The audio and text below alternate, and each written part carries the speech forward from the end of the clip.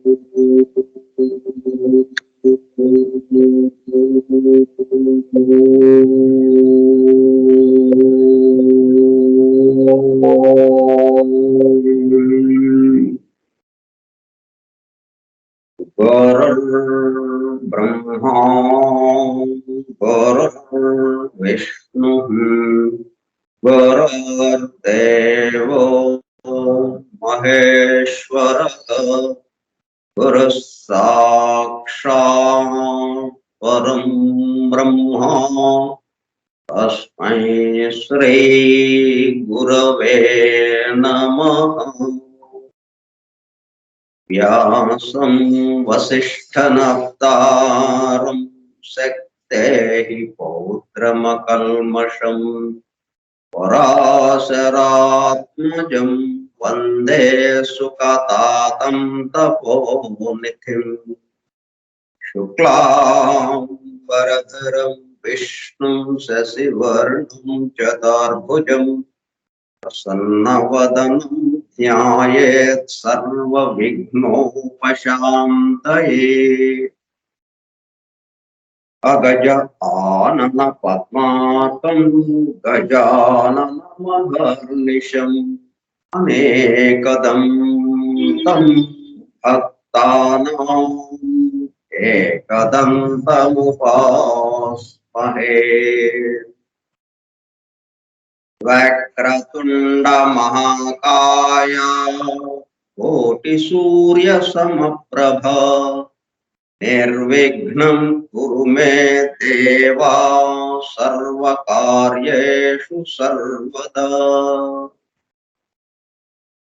सरस्वती नमस्तुभ्यं वरदे कामरूपिणी विद्यारंभं करिष्यामि सिद्धिर्भवतु मे सदा। ॐ भूर्भुवः स्वः ॐ तत्सवितुर्वरेण्यं भर्गो देवस्य धीमहि धियो यो नः प्रचोदयात्।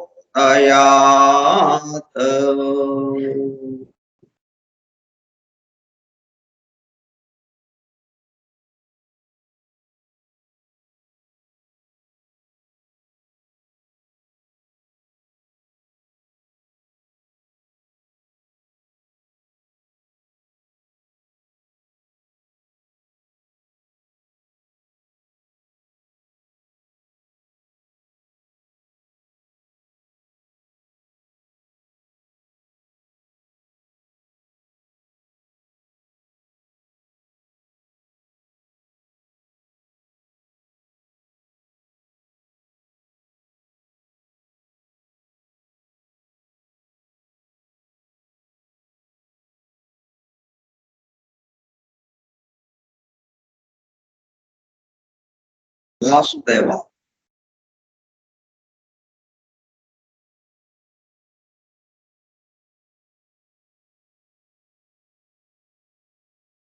Forum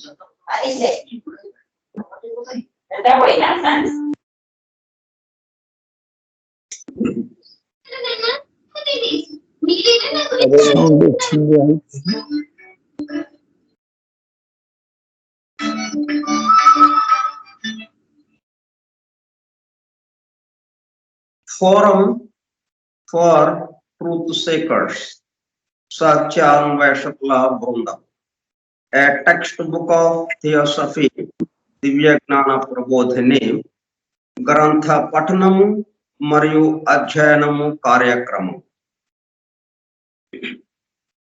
38వ పాఠము 6/12/2021 సోమవారము సాయంత్రం 4:30 గంటలు. దివ్య జ్ఞాన ప్రబోధిని స్కైప్ గ్రూపులో సుదూర ప్రాంతాలలో ఎవరింట్లో వారు హాయిగా విశ్రాంతి తీసుకుంటూ ఏకకాలంలో ఒకేసారి ఏమి చేస్తున్నాము? వింటున్నాము. ఏమి వింటున్నాము? 1888 సంవత్సరంలో అనగా దాదాపు 133 సంవత్సరముల క్రితము the synthesis of science, religion and philosophy, శాస్త్రము, మతము మరియు తాత్వికతల సమన్వయ రూపముగా పరమ గురువులు సమస్త మానవాళి ఆధ్యాత్మిక అభివృద్ధి కొరకు మేడం హెలెనా పెట్రోనా బ్లవెట్స్కీ ద్వారా ప్రథమముగా ప్రస్తుత సైంటిఫిక్ యుగములో భౌతికతలో కూరుకుపోతున్న మానవాళిని భౌతికత నుండి ఆధ్యాత్మికత వైపుకు మరల్చడానికి, అలా అని పూర్తిగా ఆధ్యాత్మికత వైపు రమ్మని వారి ఉద్దేశ్యము కాదు. అదే సమయంలో భౌతికత ఆధ్యాత్మికతల మధ్య సామరస్యము, సమతూకము, బ్యాలెన్స్ ను నిలపడానికి అందింపబడిన మ్యాగ్నమ్ ఓపస్ మహత్తర అద్భుత దివ్య జ్ఞాన గ్రంథము ద సీక్రెట్ డాక్ట్రిన్ కు గైడ్ బుక్ గా 1912లో అనగా దాదాపు 108 సంవత్సరముల క్రితము చార్లెస్ వెబ్స్టర్ లెడ్బీటర్ దివ్య జ్ఞానము గురించి సామాన్య ప్రజానేకమునకు కూడా అర్థమయ్యే పద్ధతిలో రచించిన టెక్స్ట్ బుక్ ఆఫ్ థియోసఫీ ఆంగ్ల గ్రంథము.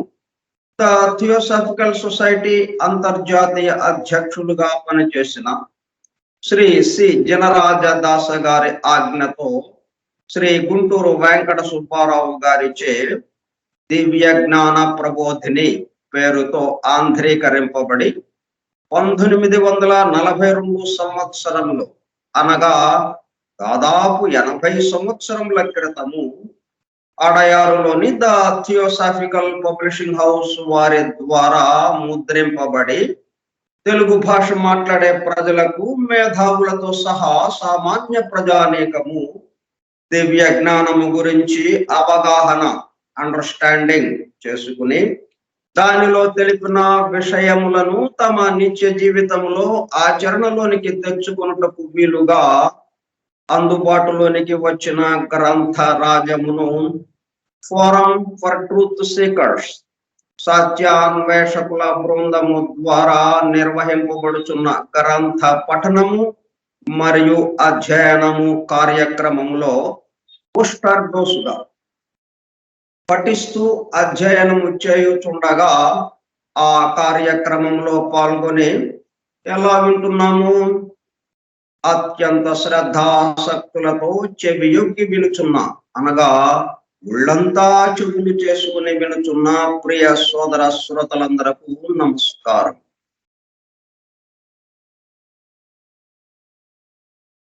మనం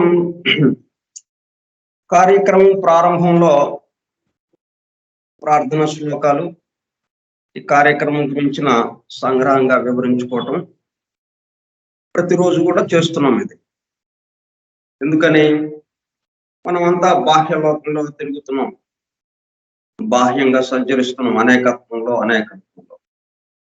ఇప్పుడు మనం ఏం చేస్తున్నాం అన్నమాట, ఆ ఏకత్వం అనే దానికి ఆ తలుపులేసి ఉన్నటువంటి ఆ గర్భాలయంలోనికి ప్రవేశించడానికి మనము గర్భాలయం దగ్గర చేరాం.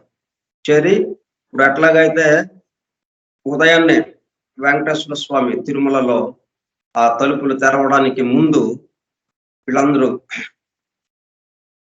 అర్చక స్వాములందరూ కూడా బయట నిలబడి ఆ ద్వారం దగ్గర నిలబడి ఆయనకు మేలుకొల్పు ఎలాగైతే పాడతారు, ఆ మేలుకొల్పు పాడిన తర్వాత సుప్రభాతం, వెంకటేశ్వర సుప్రభాతం అంటాం కదా, అది పాడిన తర్వాత అప్పుడు తలుపులు తీసి లోపలికి ప్రవేశిస్తారు గర్భాలయంలోనికి. అట్లా మనం ఇదంతా చదువుకొని గర్భాలయంలోనికి ప్రవేశించాం. అంటే దివ్య జ్ఞాన గర్భాలయం. ఆ దివ్య జ్ఞానాన్ని అలాగా చూస్తూ ఉన్నాం. అది మనలో బాగా మేల్కొల్పుతూ ఉంది. ఆ దివ్య జ్ఞానం మనలో మేల్కొల్పుతూ ఉన్నది. ఆ గర్భాలయం, దివ్య జ్ఞాన గర్భాలయంలో ఉన్నాం అన్నమాట.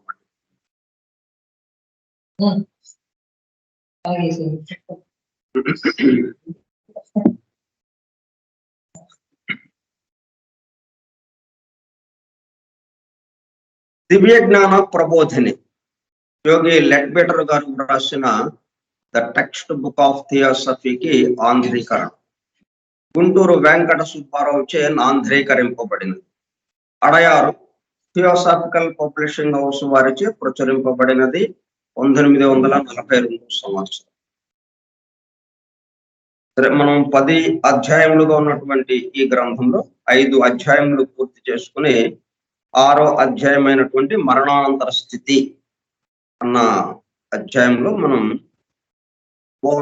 పార్థివ దేహము విడిచిన తరువాత కామలోకంలో కామ శరీరంతో ఏ విధంగా తిరుగుతూ ఉన్నాం, పరిస్థితులు ఎలాగుంటాయి, ఆ వివరాలన్నీ మనం తెలుసుకుంటూ ఉన్నాం. ప్రారంభ వాక్యం చదువుకుని మనం అప్పుడు ఆ కామలోకానికి వెళదాం. ఆధునిక విజ్ఞానము యొక్క దృష్టి పథము నుండి తప్పిపోయిన తత్వ దర్శనం ఒకటి నేటికి ఉన్నది. ఇది ఎక్కడది? ఏపీ సిన్నెట్ గారు వ్రాసిన దివ్య జ్ఞానానికి సంబంధించి ప్రప్రథమ గ్రంథంగా మనం చెప్పుకోవచ్చు. ది ఆకల్ట్ వరల్డ్, ఏపీ సిన్నెట్ రాశారు. ఆ గ్రంథం మొట్టమొదటి వాక్యం దీంతో ప్రారంభించాడు అన్నమాట. ఆధునిక విజ్ఞానము యొక్క దృష్టి పథం నుండి తప్పిపోయిన తత్వ దర్శనం ఒకటి నేటికి ఉన్నది. ఎందుకు అట్లాగా రాశాడు? ఆ తప్పిపోయినది మీకు దొరికేటట్టు చేయడం కోసమే ఈ దివ్యజ్ఞానం ఆకల్ట్ వరల్డ్ అనే గ్రంథాన్ని మీకు అందజేస్తున్నాను అని చెప్పడం కోసం. దివ్య జ్ఞానము ద్వారా ఆ తప్పిపోయినది వెతకండి, మీకు దొరుకుతుంది అన్నట్టుగా.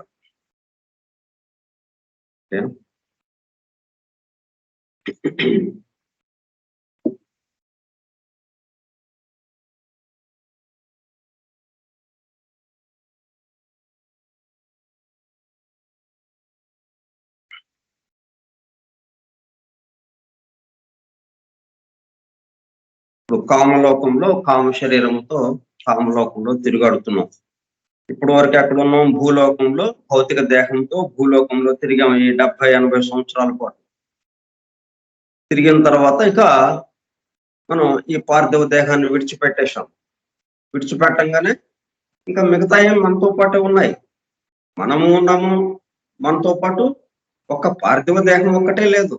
ఇంతకు ముందుకి ఇప్పటికి తేడా ఏమిటి? ఇంతకు ముందు పార్థివ దేహం కూడా ఉండింది, ఇప్పుడు లేదు. అది అదొక్కటే లేదు. మిగతావి కామ శరీరం ఉంది, కామలోకానికి సంబంధించిన కామ శరీరము, మానసిక నీచ మానసిక లోకానికి సంబంధించినటువంటి మానసిక శరీరము, ఉన్నత ఉత్తమ మానసిక లోకానికి సంబంధించినటువంటి కారణ శరీరము, ఇవన్నీ ఉన్నాయి. మనము ఇదంతా కూడా ఇంకా అవతలే ఉన్నాయి. ప్రస్తుతానికి ఇక్కడి నుంచి మనం ఆలోచిస్తున్నాం కాబట్టి క్యాంప్ ఆఫీస్ నుంచి, మనం ఒరిజినల్ అసలైన ఆఫీస్ నుంచి కాదుగా మనం వర్క్ చేస్తుంది, ఇప్పుడు క్యాంప్ ఆఫీస్ నుంచి. కాబట్టి ఈ జీవాత్మగా ఉన్నటువంటి మనము, మనకి శాశ్వత ఉపాధిగా ఉన్నటువంటి కారణ శరీరము, మనము తాత్కాలికంగా ఈ జన్మకి సంబంధించి కట్టుకున్నటువంటి నిర్మాణం చేసుకున్నటువంటి మానసిక శరీరము, కామ శరీరము, అప్పుడు మనం పృథ్వీలోకానికి వచ్చి పార్థివ దేహంలోకి చేరాము. 80 సంవత్సరాలు గడిచిపోయినాయి. పార్థివ దేహం విడిచిపెట్టాం. మరలా యథాతథంగా మన మన శరీరాలు మనకి ఉన్నాయి మిగతా. ఇప్పుడు కామలోకంతో కామ శరీరంతో అక్కడ పరిస్థితులు ఎలాగ ఉన్నాయో మనం కొన్ని రోజులుగా గత కొన్ని పాఠాల్లో నేర్చుకున్నాం.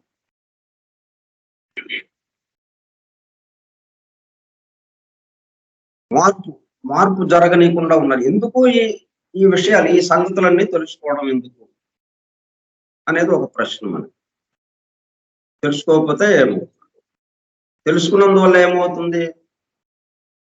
ఇప్పుడు మనం ఏదో క్షేత్రానికి మొట్టమొదటిసారిగా వెళ్ళబోతున్నాం. ఒక పుణ్యక్షేత్రము చాలా ప్రముఖమైంది. చాలా ఎక్కువ మంది దర్శిస్తూ ఉంటారు ఆ క్షేత్రాన్ని. దానికి మనం ప్రప్రథమంగా వెళ్ళబోతున్నాం. వెళ్ళి వచ్చిన వాళ్ళు చాలా మంది ఆ దేవుళ్ళలో ఉన్నారు. వాళ్ళని మనం కొంత ఏంటి బాబు ఎట్లాగా వెళ్ళాలి ఏంటి, అక్కడ దిగిన తర్వాత ఆ క్షేత్రంలోకి వెళ్ళిన తర్వాత అక్కడ ఎట్లా ఉండే పరిస్థితులు. ఎందుకంటే పుణ్యక్షేత్రం అనగానే మోసగాళ్లతో నిండి ఉంటుంది. మన కర్మఫలాన్ని తీసేయాలి కదా వాళ్ళు. అందుకనే మోసం చేయడానికి సిద్ధంగా ఉన్న వాళ్ళు కూడా అక్కడ ఉంటారు. ఇట్లాగా ఎలాగ ఉంటాయి అక్కడ పరిస్థితులు, ఏమేమి జాగ్రత్తలు తీసుకోవాలి, ఎక్కడికి వెళ్ళాలి, ఏమేంటి దర్శించడానికి ఉంటాయి, నా వివరాలన్నీ వాళ్ళని అడిగి అప్పుడు కదా మనం బయలుదేరుతాం. అవి తెలుసుకోకుండా వెళితే మళ్ళీ కొత్తగా వెళ్ళామనుకోండి, మనల్ని మొట్టమొదటి ఆ ప్లాట్ఫామ్ మీద దిగంగానే పట్టుకుంటారు. మనల్ని పక్కదారి పట్టించేవాళ్ళు. మన అమాయకత్వం, మనం కొత్తగా అటు ఇటు తేరిపారు చూస్తుంటాం. అయిపోయారు, మనం వీళ్ళు కొత్తగా వచ్చారు అంటారు, ఆ వల్ల వేసేస్తారు. ఈ చేప వల్ల భలే దొరికింది చేప అనుకుంటారు. మనల్ని మొత్తం నిలువు దోపిడీ చేసేస్తారు ఆ క్షేత్రం చూడకుండా. అట్లా అయిపోతుంది అన్నమాట. కాబట్టి మనం ముందు తెలుసుకున్నందువల్ల ఏమవుతుంది, అటువంటి వాళ్ళు ఎవరన్నా మనం ప్లాట్ఫామ్ మీద దిగంగానే పుణ్యక్షేత్రం వచ్చాం, రైలు దిగాం, ప్లాట్ఫామ్ మీద అడుగు పెట్టాం, వచ్చేసారు, పర్లేదు అక్కర్లేదండి ఆయన మాకు తెలుసులేండి, మేము మా బంధువులు ఇక్కడ ఉన్నారు, మేము వెళ్ళి అక్కడ వాళ్ళు వస్తారు ఇప్పుడు ఇక్కడికి అనగానే వాడు జారు, వీళ్ళేదో తెలిసిన వాళ్ళలాగా ఉన్నారు. మరి ఆ తెలుసుకోవడం వల్ల ఏమైంది, మనకి ఆ ప్రమాదం తప్పించుకున్నాం కదా.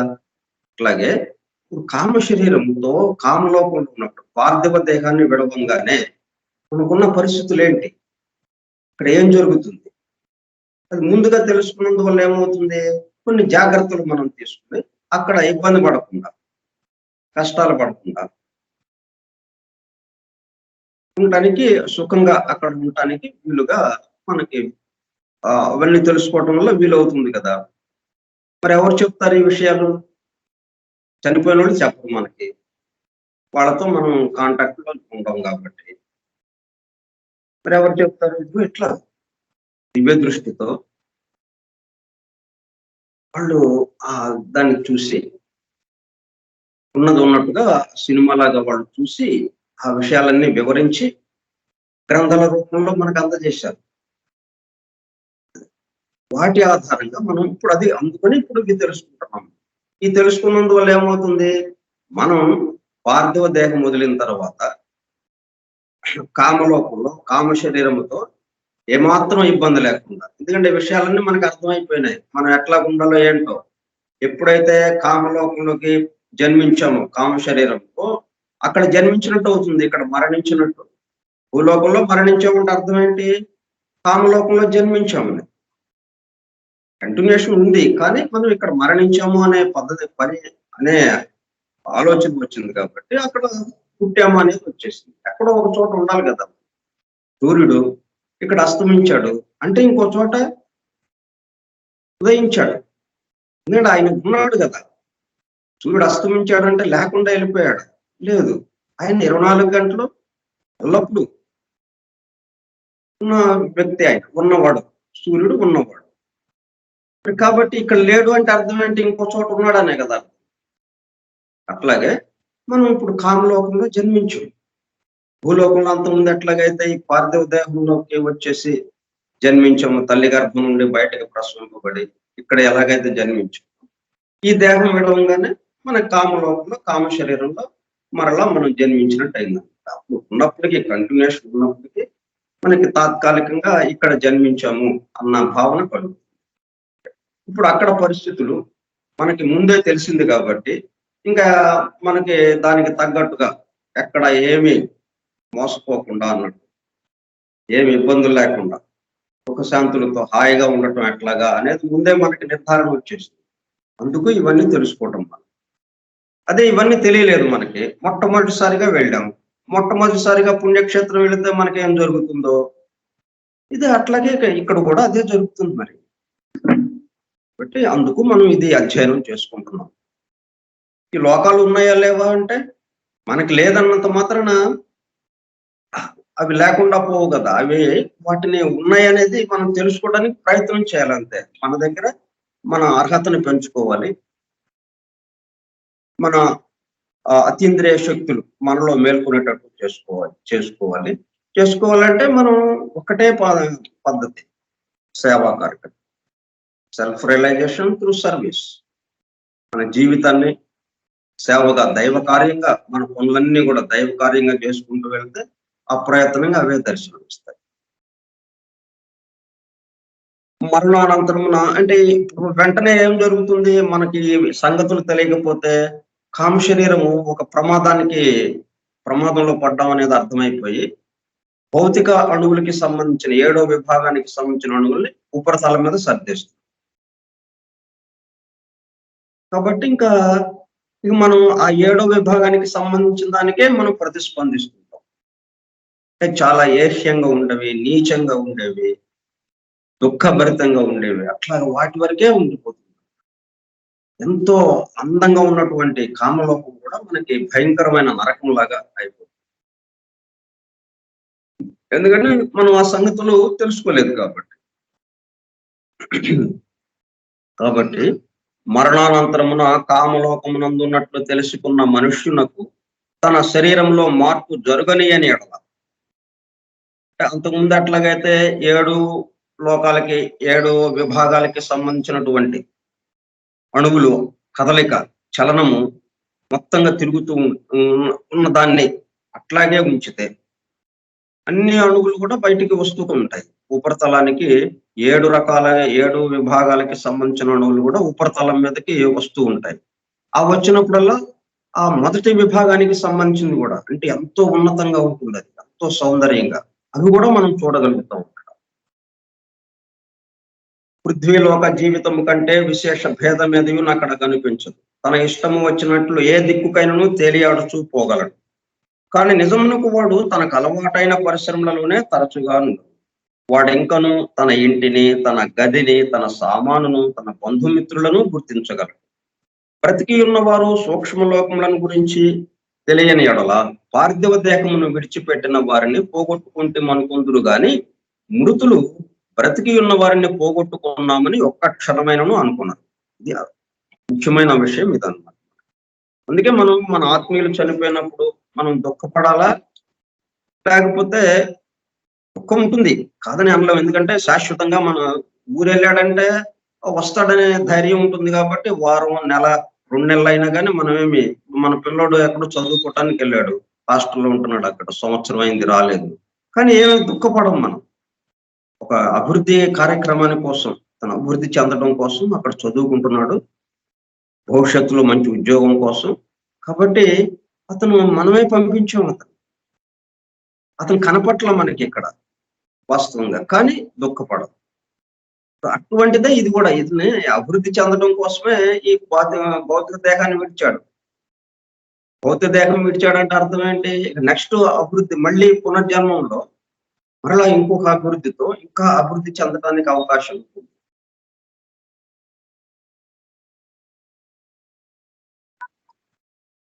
కానీ మనకేమవుతుంది అనమాట, ఇక్కడ ఇది అయ్యేటప్పటికల్లా మనం పోగొట్టుకున్నాం అని అనుకుంటాం, కాబట్టి దుఃఖపడుతుంటాం. అయితే ఈ దుఃఖం అవతల వాళ్ళకి పోగొట్టుకున్నట్టుగా లేవు కాబట్టి వాళ్ళు మన దుఃఖాన్ని చూసి వాళ్ళు దుఃఖపడటానికి అవకాశం. మనం దుఃఖంగా లేకపోతే వాళ్ళు సంతోషంగా. మన యొక్క ఆత్మీయులు చనిపోయిన ఈ భౌతిక దేహాన్ని విడిచినటువంటి ఆత్మీయులు వాళ్ళు సంతోషంగా ఉండాలా, లేకపోతే వాళ్ళు కూడా మనలాగా బాధపడాలా అనేది మనం ఆలోచించుకుని, వాళ్ళు సంతోషంగా ఉండాలనే కదా మనం అనుకునేది. కాబట్టి వాళ్ళు సంతోషంగా ఉండాలంటే మనం వాళ్ళ గురించి ఎక్కువగా బాధపడకుండా ఉండాలి. ఆ విషయం కూడా మనకి ఇక్కడ స్పష్టంగా తెలియజేస్తున్నారు. మృతులు కామ శరీరంలో నుండి వ్యవహరింతురు గనుక వారు ఇక్కడ దిగవిడిచిన మిత్రుల పార్థివ దేహములను చూడదారు, కానీ వారి కామదేహంలో చూడగలరు. అవి ఆకారమున సరిగా పార్థివ దేహములను బోలియుండును గనుక వారు తమ మిత్రులు ఇక్కడ ఉన్నారని బాగుగా నిరుంగు. వారిలో ప్రతి ఓడును అస్పష్టమైన కాంతి గల అండాకారమైన పొగమంచుచే నావరింపబడినట్లు వారి కాకపో. మరి కొంచెము జాగ్రత్తగా చూచిన ఎడల వారి చుట్టుప్రక్కల మరికొన్ని స్వల్ప మార్పులు కూడా గమనించు. కానీ తాము ఎక్కడనో దూరముగనున్న స్వర్గమునకో నరకమునకో పోలేదనియును, తాము ఇదివరకు ఎరిగిన ప్రపంచమును కొంచెము భిన్న దృష్టితో చూచుతున్నను దానితో ఇంకను సంబంధము కలిగి ఉన్నామనియును స్పష్టంగా తెలుసుకున్నాను. అంటే బంధువులు వీళ్ళందరూ మరి అలాగే కంటిన్యూ అవుతుంది కదా. ఒక ఆయన చనిపోయాడు, భార్య, పిల్లలు, ఆయన తల్లి, తండ్రి, ఇట్లా రకరకాలుగా మొత్తం బంధువులు, మిత్రులు, వీళ్ళందరూ కూడా అదే బంధంతో కనిపిస్తూనే ఉన్నారు ఆయన. కాబట్టి ఇంకా ఈ లోకాన్ని దాటి వెళ్ళినట్టుగా, ఈ లోకంతో కట్ ఆఫ్ అయినట్టుగా కూడా ఏమీ లేదు. మృతుడు తన ఎదుట, అంటే ఈ విషయాలు మొన్న క్రితం పాఠంలో చెప్పుకున్నాము, అయినా కానీ ఒక్కసారి, ఎందుకంటే చాలా ముఖ్యమైనటువంటి విషయాలు కాబట్టి మళ్ళీ ఒక్కసారి గుర్తు చేసుకుందాం. ఇవి కనుక మనం మర్చిపోతే గందరగోళంలో పడిపోతాం. కొన్ని గందరగోళంలో పడిపోకుండా మనం పార్థివ దేహాన్ని విడిచినప్పుడు, కామలోకంలోకి ప్రవేశించినప్పుడు ఏ విధంగా మనం ప్రవర్తించాలి, ఒక్కసారి బాగా గుర్తు పెట్టుకుంటే మనం ఎక్కడ ఉన్నట్టే అప్పుడు మనం అక్కడ కంగారు లేకుండా హాయిగా. మృతుడు తన ఎదుట బ్రతికి ఉన్న తన మిత్రుని కామ శరీరం ఉండుట చేత వానిని పోగొట్టుకున్నానని తలంపజాలడు. కానీ ఆ మిత్రుడు మేలుకుని ఉన్నప్పుడు వానికి ఏమీ తెలియజేయదారు. అయితే మాట్లాడలేడు. అది ఎప్పుడు పగలు, అంటే పగలైనా రాత్రి అయినా అతను భౌతిక లోకానికి సంబంధించి పూర్తిగా భౌతిక స్థూల దేహంతో సంబంధం ఉన్నవాడుగా వాడు ఉంటే అవతల వాడు మాట్లాడలేదు. ఏలైనా అప్పుడు ఆ మిత్రుని ప్రజ్ఞ ఎంతయు పృథ్వీలోకమునందుండి వాని కామ శరీరము ఒక వంతెన వలె మాత్రమే ఉపయోగపడుచుంది. అందుచేత మృతుడు తన మిత్రులతో మాట్లాడలేడు, వాని ఉత్తమ సంకల్పములను గ్రహించలేడు. కానీ ఆ మిత్రుని కామ శరీరంలోని రంగులు మారుచుండుట వల్ల వానికి కలుగు భావములను తెలుసుకునగలరు. ఈ కామ శరీరంలో రంగులు ఎట్లా మారుతాయి? మన యొక్క ఉద్వేగాలు, భావాలు, కోరికలు, వీటికి సంబంధించి మార్పులు వచ్చినప్పుడల్లా, అంటే ఎక్కువ దుఃఖపడుతున్నాం, దానికి తగ్గ రంగులు కనిపిస్తాయి వాటికి. ఎక్కువ సంతోషంగా ఉన్నాం, దానికి తగ్గ రంగులు కనిపిస్తాయి వాటికి. ఇప్పుడు మనం ఇంకోళ్ళతో మాట్లాడుతున్నాం, ఇప్పుడు మీతో నేను మాట్లాడుతున్నాను, మీరందరూ శ్రద్ధగా సంతోషంగా ఇది బాగుంది, బాగా వింటున్నాము అని అంటే నాకు సంతోషం.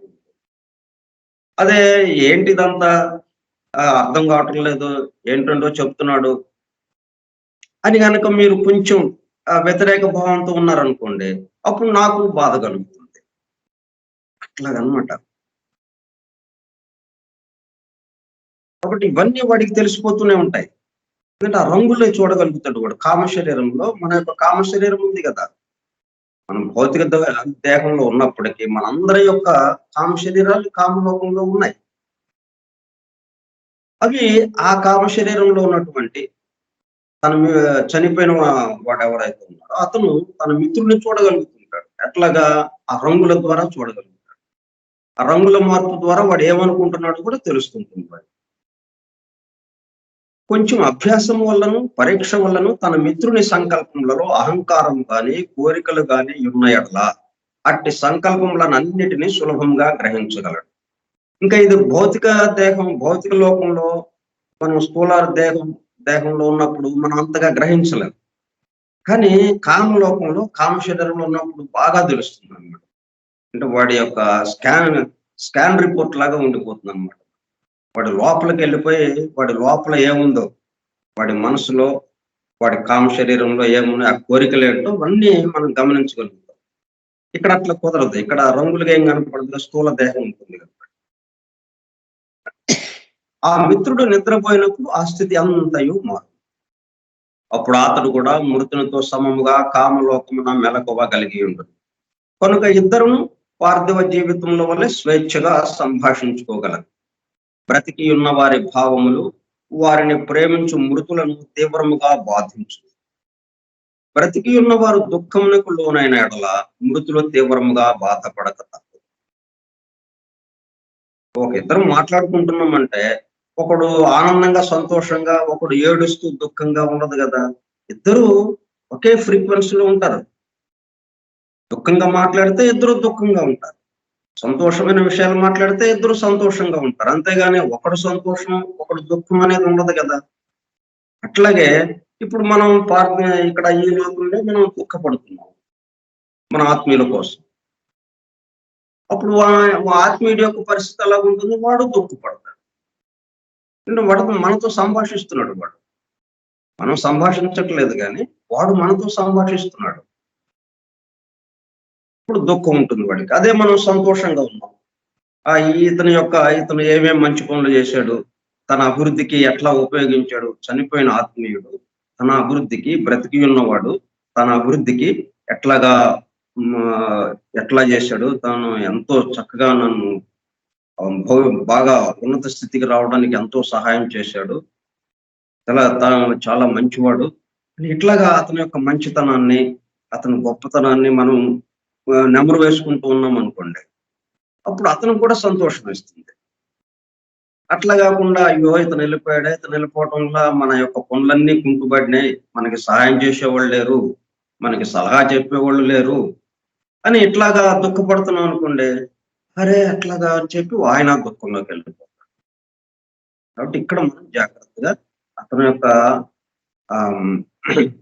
నెమరు వేసుకోవటం, అతని యొక్క మంచి పనులు భూలోకంలో అతనితో కలిసి ఉన్నప్పుడు మనం జరిగినటువంటి సంఘటనలో ఉన్న మంచి సంఘటనల్ని గుర్తు తెచ్చుకుంటూ ఉంటే అప్పుడు వాడికి ఎంతో ఆనందంగా ఉంటుంది.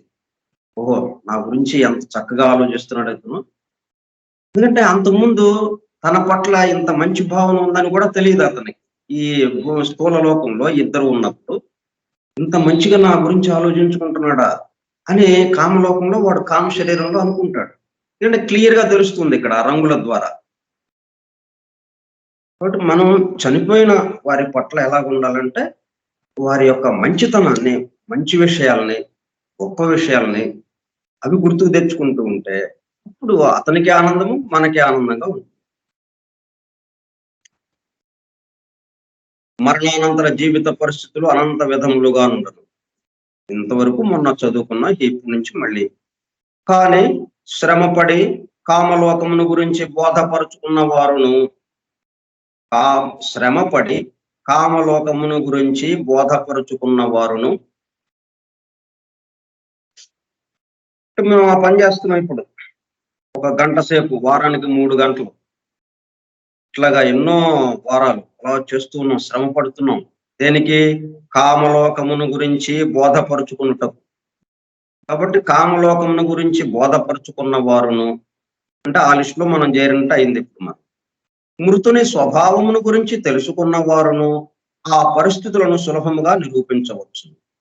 వారి స్వభావము మరణముచే ఎంత మాత్రమును మారదు.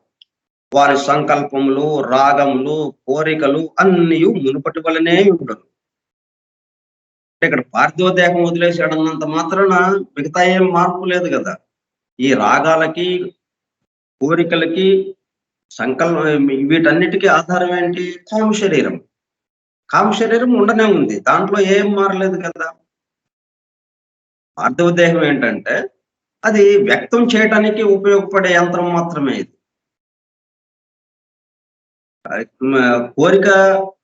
కోరిక రావాలి అంటే కామ శరీరం, కోరిక వచ్చిన తర్వాత దాన్ని వ్యక్తం చేయటం కోసం, దాన్ని పొందటం కోసం ఈ స్థూల దేహం ఉపయోగపడుతుంది.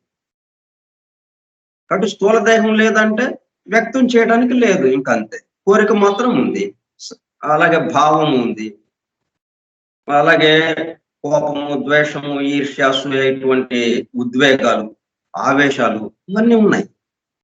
కానీ అవి వ్యక్తం చేయడానికి కోపం వచ్చింది, పెద్దగా రావడానికి ఏది స్థూల దేహం లేదు. నోరు కావాలి, ఏది నోరు లేదు, స్థూల దేహం లేదు. కాబట్టి ఇంకా కోపం రగులుతూ ఉంటుందన్నమాట. అక్కడ బయటికి వ్యక్తం చేయడానికి లేదు. బయటికి వ్యక్తం చేస్తేనే కదా క్లియర్ అయిపోయేది. లేదు, మరుగుతూ ఉంటుంది లోపల. అది బాధ. అందుకని మనం నరకము అన్నాం దాన్ని. నరక యాతన పడుతుంటారన్నాం. అదే ఈ విషయాలు తెలిస్తే ఇంక మనం కోపాన్ని వెంటనే ఏం చేస్తాం, ఇక్కడ స్థూలదేహం లేదు వ్యక్తం చేయడానికి, తీసేయి అన్నట్టుగా అయిపోతుంది మనకి. వాడు పార్థివ దేహము వినా తక్కిన అన్ని విషయాలలోనూ పూర్వపు మనుష్యుడే. సంకల్పము, ఆలోచన, స్థానానికి స్థానమైనటువంటి మానసిక శరీరం ఉంది. రాగము, కోరికలు, వాటికి వాటికి స్థానమైనటువంటి కామ శరీరం ఉంది. ఈ రెండు యథాతథంగా ఉన్నాయి. వీటిని నిర్ణయించినటువంటి, వీటిని కట్టుకున్నటువంటి ఆ జీవాత్మ ఉంది.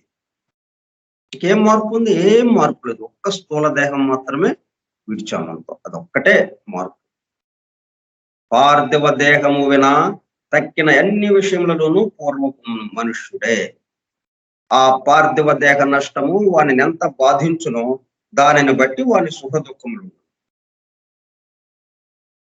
మనం ఏదో వస్తువు మనం రోజు ఎక్కువగా వాడుతుంటాం, అది ఆ వస్తువు లేదు, దాంతో మనకి ప్రతిసారి రోజులో ఎక్కువ భాగం ఆ వస్తువుతో మనకి పని ఉంటుంది. ఫోనే ఉంది, ఎక్కడ దాకా ఎందుకు, ఫోన్ ఉంది, చెడిపోయింది, లేకపోతే ఎవడో కొట్టేశాడు, మొత్తానికి పొద్దున్న లేచి చూస్తే ఫోన్ లేదు. ఇంకా ఎంత గిజగిజలాడతామండి. ఈ రోజుల్లో ఫోను 24 గంటలు కదా. ఫోన్ లేకుండా అసలు ఉండగలమా మనం? ఒక పూట అన్నం లేకపోయినా పర్వాలేదు, ఎట్లా సర్దుకుంటాం. ఫోన్ లేకపోతే ఉండగలమా? అట్లా అయిపోతుంది అనమాట. అట్లా ఈ ఫోన్ ఏంటి మనకి వ్యక్తం చేసేది. మనం మీతో నేను ఇట్లాగ పాఠం చెప్పాలి, ఎందుకంటే నేరుగా భౌతికంగా కలవడానికి లేదు, ఇట్లా మనం ఫోన్ ద్వారానే కలవాలి. కాబట్టి ఫోన్ తప్పనిసరి కదా. ఫోన్ లేదు, ఇప్పుడు ఈ రోజు ఫోన్ లేదు, లేకపోతే సిగ్నల్ రావటం లేదు, మీతో మాట్లాడడానికి అవకాశం కలగల. క్లాసు ప్రారంభమైంది, 4:30 అయిపోయింది, ఫోన్ లేదు, ఫోన్ ఉన్నా కానీ ఆ సిగ్నల్స్ రావటం లేదు. ఇంకా ఎట్లా ఉంటుంది నా పరిస్థితి చూడండి మరి. గిజగిజలాడుతుందా లేదా? అది స్థూల దేహం. అదే ఫోన్ బాగుంది చక్కగా, 4:25కే నేను వచ్చేసాను, జాయిన్ అయిపోయాను మీటింగ్ లో. 4:30 అవ్వంగానే ఓంకారం ప్రారంభించేశాను. ఇంకా ఎంత ఆనందంగా ఉంటుంది నాకు. కార్యక్రమం సజావుగా సాగిపోతా ఉంది. ఇప్పటి వరకు ఏమి ఇంటరప్షన్ లేదు. చక్కగా సిగ్నల్స్ చక్కగా ఉన్నాయి, అన్ని బాగున్నాయి. నేను ఎంత ఆనందపడతాను. ఎందువల్ల నా ఆనందం అంతా ఎక్కడుంది? ఈ ఫోన్ ద్వారా, ఫోన్ ఉండబట్టి. నా దుఃఖం అంతా ఎక్కడుంది? ఫోన్ లేకపోవటాన్ని బట్టి. అట్లా స్థూల దేహం ఉంటే దాన్ని వ్యక్తం చేయడానికి ఉంటుంది కాబట్టి అలా ఆనందంగా గడిచిపోతుంటుంది. దుఃఖమైనా, కోపమైనా, ఏదైనా కానీ మనం వ్యక్తం చేయటానికి వీలుగా ఉంది. ఇప్పుడు పార్థివ దేహం లేదు, మరి ఎట్లాగా? అదొక్కటే మనల్ని ఎక్కువ బాధించేదన్నమాట. మిగతా అన్ని పరిస్థితులు సేమ్, సేమ్ టు సేమ్. కానీ ఒక్కటి ఏంటనమాట, పార్థివ దేహ నష్టము వానిని ఎంత బాధించునో దానిని బట్టి వాని సుఖ దుఃఖములు. ఫోన్ లేదు, లేదు ఏంటంటే అయితే చూసుకున్నా, ఫోన్ వచ్చాక మాట్లాడొచ్చులే, ఏంటి పద్ధతి, రేపు మాట్లాడదాం, ఏమవుతుంది, తీసే, ఇంకో పనిలోకి వెళ్ళిపోదాం అని అంటే వాడికి ఏం బాధ ఉంది? ఇంకా వాడికి పార్థివ దేహం లేదు, లేదు, అయితే ఏంటి ఇప్పుడు, ఓకే, ఇంకా వేరే విషయంలోకి వెళ్ళిపోదాం మనం. లేని దాని గురించి మనం ఎందుకు ఆలోచించడం అన్న భావన వచ్చేసింది అనుకోండి, ఇంకా దుఃఖం ఎక్కడుంది? అట్లాగా మనం ఆలోచించాలన్నమాట. పార్థివ దేహము లేకపోతే ఎంత నష్టమో ఇప్పుడు మనకి తెలుస్తుంది. ఆ నష్టం ద్వారా వాడికి దుఃఖము, అందుకే దాన్ని నరకము అన్నారు. కామలోకాన్ని నరకలోకంతో మనకి సంకేతించారనమాట. వాని కోరికలు పార్థివ దేహము ద్వారా తీరవలసినవి అయిన ఎడల వాడు విశేషముగా బాధపడవచ్చు. ఫోన్కి ఇంపార్టెన్స్ ఇచ్చాం. ఫోన్ లేకపోతే ఇంకా అయిపోయినట్టే అన్నట్టుగా ఉంది. మరి వాడి బాధ ఎంతో తీవ్రంగా ఉంటుందో చూడండి. అట్టి కోరిక కామ శరీరంలో ఒక చలన రూపం ఉంది. పార్థివ దేహము లేదు. ఫోన్ లేదని చెప్పి ఆ ఫోన్ కి సంబంధించిన విషయాలు మనకు ఆలోచన రాకుండా ఉంటాయా? ఆలోచన వస్తుంది. దానికి ఈ కామము, ఈ కోరిక కామ శరీరానికి నుంచి కోరిక వస్తుంది, దానికి కలుస్తుంది. ఈ 2 కలిసి ఫోన్, ఫోన్ ఎక్కడ? ఎక్కడ? ఇక్కడ ఫోన్ లేదని ఇక ఆలోచన ఆపుకోలేడు కదా వాడు. ఆ కోరికను ఆపుకోలేడు కదా. ఆ 2 వాడిని ఒత్తిడిలోకి తీసుకెళ్తాయి. ఒత్తిడి ముందుకు నెడుతూ ఉంటుంది. ఇక ఫోన్ కోసం వెతుకుతూ ఉంటాడు. ఫోన్ లేకపోతే గిజగిజలాడిపోతూ ఉంటాడు. కాబట్టి పార్థివ దేహము ద్వారా తీరవలసినవైన ఎడల వాడు విశేషముగా బాధపడవచ్చు. అట్టి కోరిక కామ శరీరంలో ఒక చలన రూపంలో ఉంటుంది. మనం ఈ లోకంలో ఉన్నప్పుడు దాని బలము చాలా వరకు భారమైన పార్థివ దేహ కణములను కదుపుటలో వ్యయం. తర్వాత ఈ కోరిక కూడా ఏ మేరకు ఉంటుంది? సరే, సంకల్పంతో ఈ కామ శరీరానికి సంబంధించిన కోరిక తోడయి వచ్చేసింది. వచ్చి మనం పార్థివ దేహంలో ఉన్నప్పుడు ఏమవుతుంది? ఆ బ్రెయిన్ లో ఉన్నటువంటి కణాలని కదుపుతుంది. ఏదరికి డబ్బుల ద్వారా బ్రెయిన్ లోకి తీసుకొచ్చి ఆ కణాలని, బ్రెయిన్ లో ఉన్న కణాలని మనం స్థూల కణాలని కదిపి అప్పుడు అది దేహానికి కాళ్ళు చేతులకి వీటికి ఆర్డర్ ఇచ్చేటట్టుగా దానికి సంబంధించి ఆ పని చేయటానికి వీలుగా సిద్ధపరుస్తుంది. ఈ సిద్ధపరచడంలో ఏమవుతుంది? దాని యొక్క ఎనర్జీ చాలా వరకు ఖర్చు అయిపోతుంది ఈ కణాలని కదపటంలో, వీటిల్లో ఇదంతా. అప్పుడేమవుతుంది? ఆ కోరిక యొక్క తీవ్రత కొంచెం తగ్గుతుంది. ఇప్పుడేమవుతుంది? ఇక్కడ కోరిక ఉంది, కదపాల్సిన అవసరం ఎక్కడా లేదు. ఇంకా కదపడానికి పార్థివ దేహం లేదు కదా ఆ కణాలని కదపడానికి. కాబట్టి ఆ కోరిక యొక్క తీవ్ర రూపం అలాగా ఉండిపోయింది. దాన్ని మనం ఫుల్ఫిల్ చేసుకోవడానికి పార్థివ దేహం లేదు. ఇంకా గిజగిజలాడటం ఎంత తీవ్రంగా ఉంటుందో కూడా. చాలా వరకు భారమైన పార్థివ దేహ కణములను గడుపుటలో వ్యయము. కనుక కామము పృథ్వీలోకంలో కంటే కామలోకంలో ఎక్కువ గొప్ప శక్తిమంతంగా ఉంటుంది. ఎందుకని? పృథ్వీలోకంలో కోరిక ఏంటి? ఇదంతా కదిపి చివరకు వచ్చింది. స్థూలాణువుల్ని అవి కదపాలంటే మరి ఎంతో ఎనర్జీ ఖర్చు అయిపోతుంది. తద్వారా చాలా తక్కువ స్థాయిలో ఆ కోరికకి సంబంధించిన విషయం మన దగ్గరికి వచ్చింది. కానీ పార్థివ దేహం లేనప్పుడు, కామ శరీరంతోనే ఉన్నప్పుడు కామలోకంలో ఏమవుతుంది? ఆ ఎనర్జీ అది అంతా అలాగే ఉండిపోతుంది కదా. దాని తీవ్రత తగ్గించడానికి ఏం లేదు. కాబట్టి ఇక్కడ కన్నా ఎక్కువ తీవ్రంగా ఆ కోరిక అలాగా నిలబడిపోతుంది. పృథ్వీ లోకంలో కంటే కామలోకంలో ఎక్కువ గొప్ప శక్తిమంతంగా ఉంటుంది. మనుష్యుడు తన కామమును నిగ్రహించుకున్నటకు అలవాటు లేనివాడైన ఎడలను. ఫోన్ లేదు. ఆ ఫోన్ లేకపోతే ఫోన్ లేదా? ఫోన్ వచ్చినప్పుడు చూద్దాం, అయితే ఆ ఫోన్ బాగైనప్పుడు చూద్దాంలే, ప్రస్తుతానికి వాయిదా వేసుకుందాం అని కొంచెం దాన్ని నిగ్రహించుకునేవాడైతే ఏమి ఇబ్బంది ఉండదు. నిగ్రహించుకోలేడు. కావాల్సిందే ఎట్లా? ఇంట్లో పిచ్చి కాలు గాలిన పిల్లిలాగా తిరుగుతూ ఉంటాడు అటు ఇటు. ఫోన్ ఎట్లా బాగు చేయాలి, ఎట్లాగా ఇది అని చెప్పి ఆ ఫోన్ గురించి ఆలోచనతోనే సరిపోతుంది. అట్లాగే ఇప్పుడు అక్కడ ఫోన్ లేదు అంటే స్థూల దేహం లేదు వాడికి. స్థూల దేహం లేకపోయేటప్పుడు కల్లా ఈ క్రొత్త జీవితంలో దానిని తీర్చుకొన జాలని ఎడలను వానికి అది దీర్ఘకాలము గొప్ప బాధలు కలిగిస్తుంది. కోరిక అలాగే ఉంది. కోరిక తీరట్లేదు. తీరాలంటే స్థూల దేహం లేదు, తీరే పని లేదు. ఆ కోరిక తీరటం అనేది అయ్యే పని కాదు. ఇంక వాడు ఎంత గిజగిజలాడతాడో చూడాలి.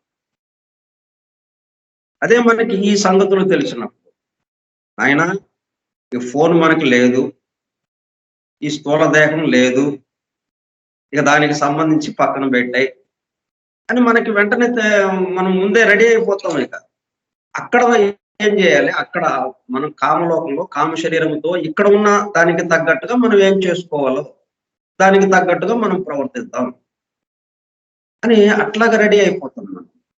ఇంకా అప్పుడు ఇక బాధ ఏముందో మనకి ఇక అదే స్వర్గం అయిపోతుంది. ఇప్పుడు దాకా అది నరకం అనుకున్నది స్వర్గం అయిపోతుంది ఈ విషయాలు తెలిసినందువల్ల మనకు ముందుగానే. పుణ్యక్షేత్రంలో ఎక్కడ మోసగింపబడం మనం. అన్ని చక్కగా చూడవలసినవన్నీ చూసి వస్తాం.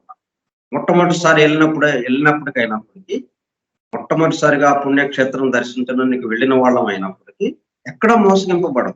ఎందుకంటే మనకి ముందు జాగ్రత్తగా చెప్పారు ఎవరో మనకి. ముందే తెలుసుకున్నాం మనం ఈ విషయాలన్నీ.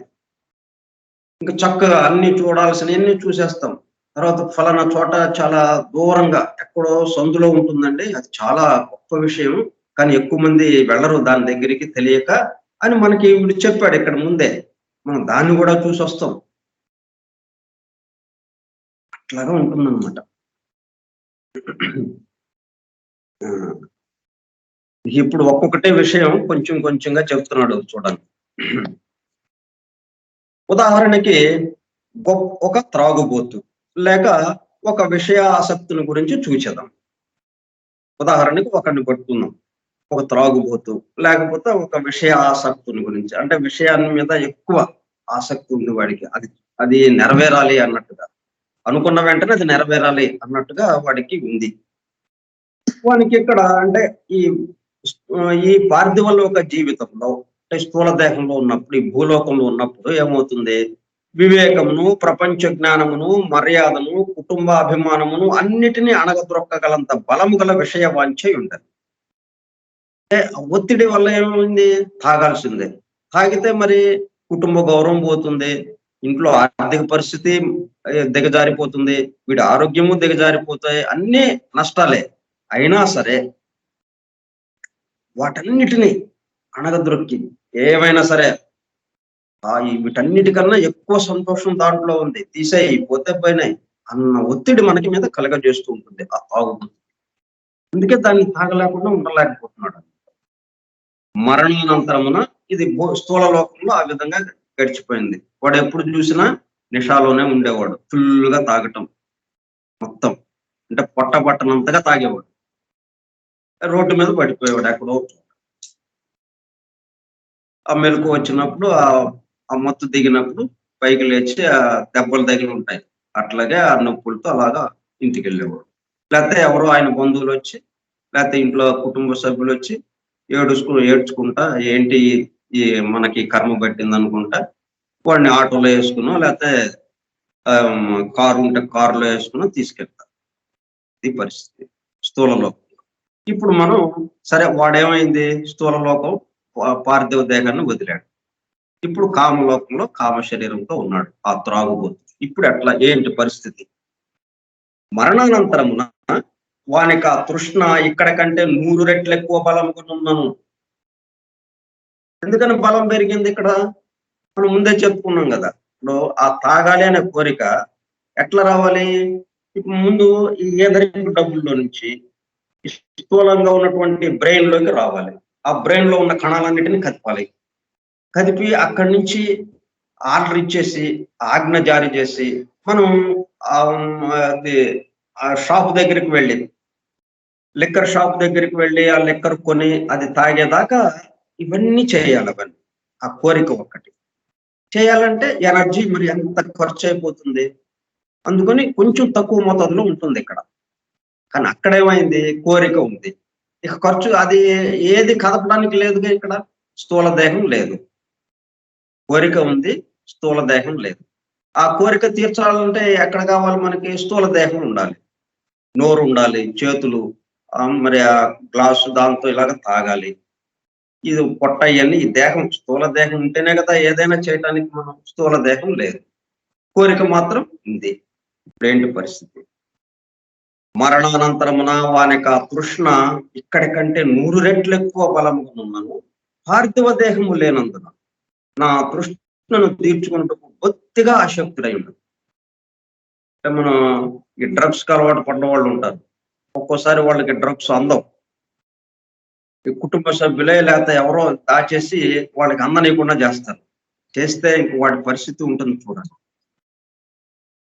ఈ స్థూల లోకంలోనే స్థూల దేహంలో ఉన్నప్పుడే అంత బాధని వాడు అనుభవించినప్పుడు, ఇక స్థూల దేహం లేనప్పుడు ఇంకా ఎంత తీవ్రంగా ఉంటుంది చూడండి. అక్కడ కోరిక ఎంత బలవత్తరంగా వాడిని నలిపేస్తుందో, గిజగిజలాడిపోతుంటాడు.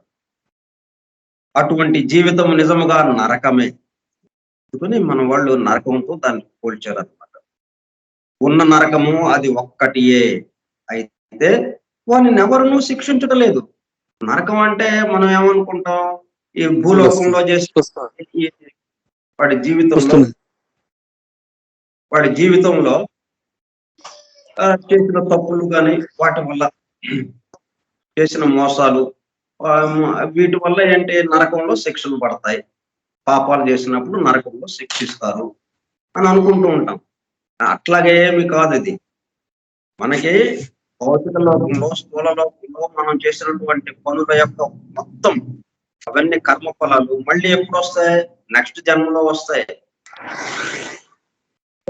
వాటిని మనం తీర్చాల్సిన అవసరం ఉంది. ఆ రుణాలన్నింటినీ స్థూల లోకంలోనే స్థూల దేహంలోనే అవసరం, కానీ లేదు వాటి గురించి నా ప్రస్తావన. ఈ బాధ ఏంటి, మనకి స్థూల దేహం లేకుండా తీవ్రంగా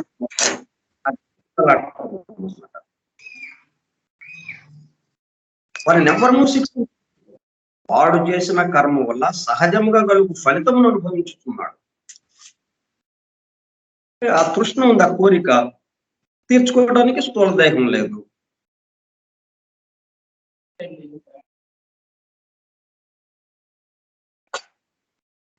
అయితే వారిని ఎవరినూ శిక్షించటం లేదు. వాడు చేసిన కర్మ వల్ల సహజంగా కలుగు ఫలితం అనుభవిస్తున్నాడు. క్రమముగా కొంతకాలమున ఆ కోరిక యొక్క ఉద్రేకము అణిగిపోవును. కానీ దానివల్ల వాడు భయంకరమైన బాధపడిన తరువాత అణిగిపోవును. వానికి ఒక్కొక్క దినము 1000 ఏండ్ల వలె దోచును. వానికి పృథ్వీలోకముల వలె కాల పరిమాణం ఉండదు. వాడు తన సంవేదములను బట్టి కాలమును నిర్ణయించుకును.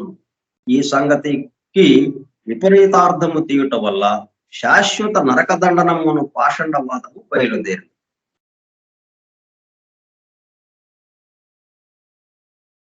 ఇంకా దీనికి సంబంధించి కొన్ని వివరాలు మనం రేపు తెలుసుకుందాం.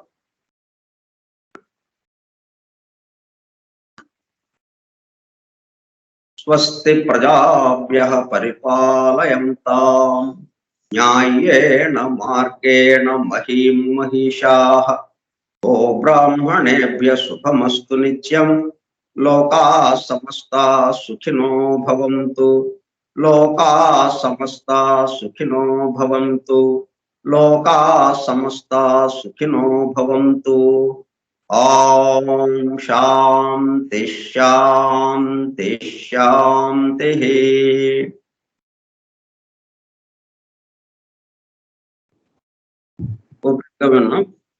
ప్రియ సోదరులందరికీ ధన్యవాదాలు.